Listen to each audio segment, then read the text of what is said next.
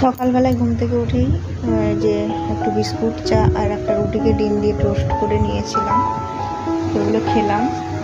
আর তারপরে এই যে রান্নার কাজে চলে এলাম। রান্নায় কী কী থাকছে সেগুলো তোমরা দেখো। তো একটু ডালটা সিদ্ধ করে নিয়েছিলাম, এরপর হচ্ছে ডালটা একটু সাঁতলে নেব। তো গুড মর্নিং ফ্রেন্ডস, তোমরা সবাই কেমন আছো? আশা করি ভালো আছো, সুস্থ আছো। আমিও ভালো আছি। আজকে আবারও একটি নতুন ব্লগে তোমাদের সবাইকে স্বাগত জানিয়ে ব্লগটি শুরু করছি। আই হোপ ব্লগটি ভালো লাগবে। আর এই ডালের মধ্যে কতগুলো পেঁপে সিদ্ধ করে নিয়েছি, মানে পেঁপেটাকে হালকা হালকা পাতলা করে কেটে নিয়ে ডালে ছেড়ে দিয়েছিলাম। আর এই পেঁপেটা ভাজা করবো, তার জন্য একটু রসুন কেটে নিচ্ছি। তো রসুন দিয়ে ভাজা করলে দেখি পেঁপে খেতে খুব ভালো লাগে, যাদের তরকারি খেতে ভালো লাগে না। তো কালকে যেহেতু পেঁপে তরকারি হয়েছিল, আজকে ভাবলাম ভাজা করি। রসুনটা ওই জন্য খুব সুন্দর করে ভেজে নিচ্ছি। আর ডালের মধ্যে সিদ্ধ করে রাখা পেঁপের টুকরোগুলোকে এরপর খুব সুন্দর করে মানে ছেঁচকি টাইপের করে দেবো, ভালো লাগে খেতে। তোমরা যদি হালকা নিম পাতা দাও তাতেও কিন্তু এটা মানে খেতে খুব সুন্দর লাগে। তো নিম পাতা এখানে পাওয়া যাবে না, তো তার জন্য রসুন দিয়েই করতে হচ্ছে। মানে হালকা জাস্ট তেতো হলে কিন্তু খুব ভালো লাগে। আর ওইদিকে ভাতটা হচ্ছে, তোমরা দেখতেই পাচ্ছ। আর সকালবেলায় যেহেতু ভয়েসটা দিচ্ছি তার জন্য একটু মানে গাড়ির আওয়াজ আসছে। তো তারপরে অল্প একটু লবণ মানে দিলাম, আর একটু হালকা চিনি দিয়েছি, কারণ মানে এর স্বাদটা একটু জাস্ট চেঞ্জ করার জন্য, মানে খুব বেশি না, অল্প জাস্ট একটু চিনি দিলাম, যাতে হচ্ছে খেতে ভালো লাগে। আর তোমরা ঝাল দিলে ঝাল দিতে পারো, আমি ঝাল দিইনি। শুকনো লঙ্কা আমাদের বারণ করে তাই দেওয়া হয়নি, কাঁচা লঙ্কা আমি দিলাম না। আর তরকারিতে কাঁচা লঙ্কা দিয়েই রান্না করেছি। তো এই যে এটা ভাজা করে নিলাম। আর এরপরে একটা তরকারি করবো, সেটা হচ্ছে বেগুন টমেটো আলু দিয়ে একটা ঘন্ট করবো, আর ডাল হয়েছে। এগুলোই আজকের রেসিপি। আর খাওয়ার সময় যদি পারি একটা ডিম ভেজে নেব, ব্যাস। আজকে আর কিছু করলাম না। তো প্রত্যেক দিনের ডেইলি ভিডিও তোমাদের সামনে আমি 10:30 থেকে আপলোড করে থাকি। তোমরা প্লিজ আমার ভিডিওগুলো দেখো, যদি ভালো লাগে অবশ্যই ভিডিওতে একটা লাইক করে দেবে। তো তারপরে যে কড়াইটা আবার ধুয়ে নিলাম, ধুয়ে করে তেল দিয়ে একটু হলুদ দিয়ে নিয়েছিলাম, হলুদ দিয়ে। আর তারপরে সবজি কেটে রেখেছিলাম, সেটা হচ্ছে বেগুন আর কাঁকরোল ছিল, টমেটো আলু, এগুলো সব কেটে রেখেছিলাম। এগুলো দিয়ে এখন লবণ দিয়ে দিলাম, খুব সুন্দর করে এখন সবজিটা ভেজে নেব। তারপরে একটা মশলা পেস্ট করে রেখেছি, মশলাটা হচ্ছে আদা পেঁয়াজ আর কাঁচা লঙ্কা বাটা, ব্যাস। আদা পেঁয়াজ কাঁচা লঙ্কা বাটা, খুব বেশি বাটিনি, অল্প করে এই মশলাটা দিয়ে দেবো। আর মশলাটা খুব সুন্দর করে ভেজে নেবো। আর তারপরে হচ্ছে একটু জিরে গুঁড়ো দেবো।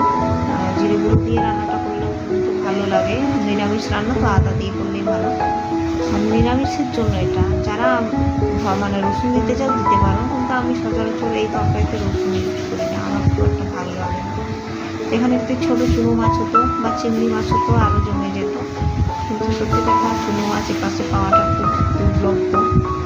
তো তারপরে যে কাশ্মীরি লঙ্কাগুলো দিলাম একটু কালারের জন্য। এবার মশলাটা দিয়ে খুব সুন্দর করে কষলাম, যাতে কোনোরকম কোনো মশলাটা কাঁচা না থেকে যায়। কষিয়ে নিয়ে অল্প জল দেবো, কারণ আলু আছে আর কাঁকরোলটা আছে, ওটা সেদ্ধ হতে এখনও অল্প অল্প শক্ত আছে। আর বেগুন আর টমেটোটা পুরো গলেই গেছে বলতে গেলে। তো এরপর অল্প দেখো, একদম অল্প জল দিয়েছি, এটা মাখা হয়ে গেলেই নামিয়ে দেবো। তো রান্নাটা করে এদিকে চলে এলাম, ঘরটা একটু গোছাবো। ঘরে যে জামা কাপড়গুলো ছিল এগুলো একটু ভাঁজ করে দেবো। আর যারা আমার নতুন বন্ধু, মানে চ্যানেলটা সাবস্ক্রাইব করেছো, তোমাদের অসংখ্য ধন্যবাদ, কারণ তোমরা আমার পাশে আছো। তোমরা না পাশে থাকলে কখনো এগুলো সম্ভব নয়। মানে আমি চাই সবসময় নিজের লাইফস্টাইলটা তুলে ধরার জন্য। এমন নয় যে আমাকে ইউটিউব থেকে ইনকাম করতে হবে, এটা আমার ধারণার মধ্যেই নেই। আমি চাই হচ্ছে আমার একটা চ্যানেল থাকবে এখান থেকে, আর তোমাদের সাপোর্ট পাবো, ব্যাস। জামা কাপড়গুলো খুব সুন্দর করে ভাঁজ করে নিচ্ছি।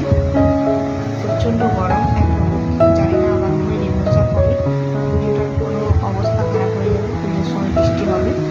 আর শরীরটা আমার না খুব একটা ভালো যাচ্ছে না, প্রচুর লো প্রেশার হয়ে গেছে, মানে শরীরটার অবস্থা খুবই খারাপ।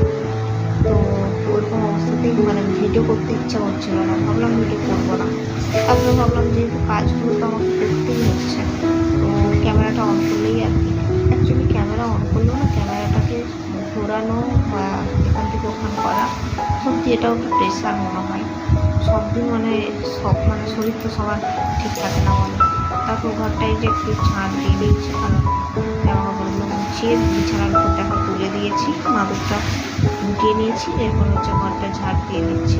তো ব্লগ ভিডিওগুলো আমি খুব বেশি বড় করি না, যতটুকু সকালবেলার কাজ বাজ ততটুকু তোমাদের সাথে শেয়ার করি। যদি ভালো লাগে অবশ্যই লাইক করে দিয়ে পাশে থাকো। তো এই যে দেখো, তোমাদের সাথে কথা বলে বলে ঘরটা ঝাড় দিয়ে নিলাম, আর ব্লগ ভিডিওটা বড় করলাম না, এত দূরই রাখলাম। যদি ভালো লাগে অবশ্যই লাইক করে দিও আর পাশে থেকো। আর এই যে দেখছো প্রচুর পরিমাণে পলিথিন বেরোচ্ছে ঘর থেকে, এত পরিমাণে পলিথিন বেরোচ্ছে যে আর বলার নেই।